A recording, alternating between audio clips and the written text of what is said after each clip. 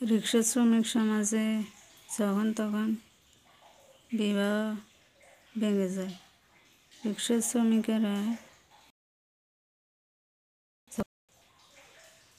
তার স্ত্রীকে ছেড়ে দেয়, বাচ্চা আর স্ত্রী রেখে অন্যত্র তারা বিবাহ করে ফেলে।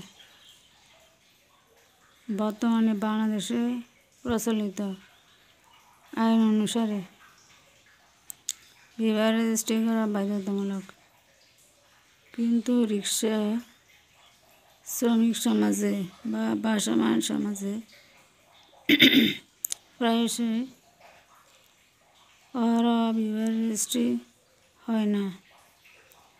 বাংলাদেশের বাস্তবতা, অনেক জায়গায় প্রকৃতপক্ষে বিবাহ রেজিস্ট্রি হয় না। বিবাহ রেজিস্ট্রি না করা দণ্ডনীয় অপরাধ,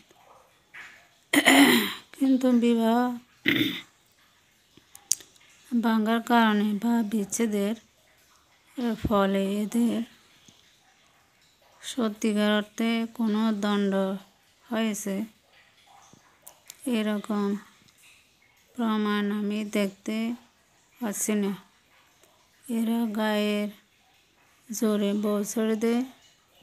এই দেশের বাস্তবতা হচ্ছে অপরাধকে খুব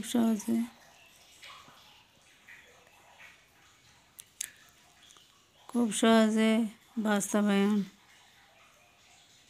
করে। কোনো একজন পুরুষ যদি বিচ্ছেদ ঘটিয়ে থাকে, তাহলে এই ভয়াবহ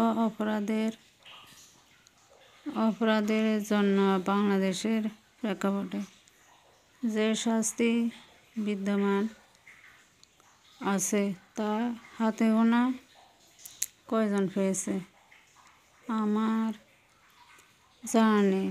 কিন্তু জোরপূর্বক বিবাহ বিচ্ছেদের শিকার নারী জনম্বর সাফার বা চরম দুর্দশাগ্রস্ত অবস্থার মধ্যে নিপতিত হতে বা অতিবাহিত করতে আমি সর্বত্র দেখতেছি।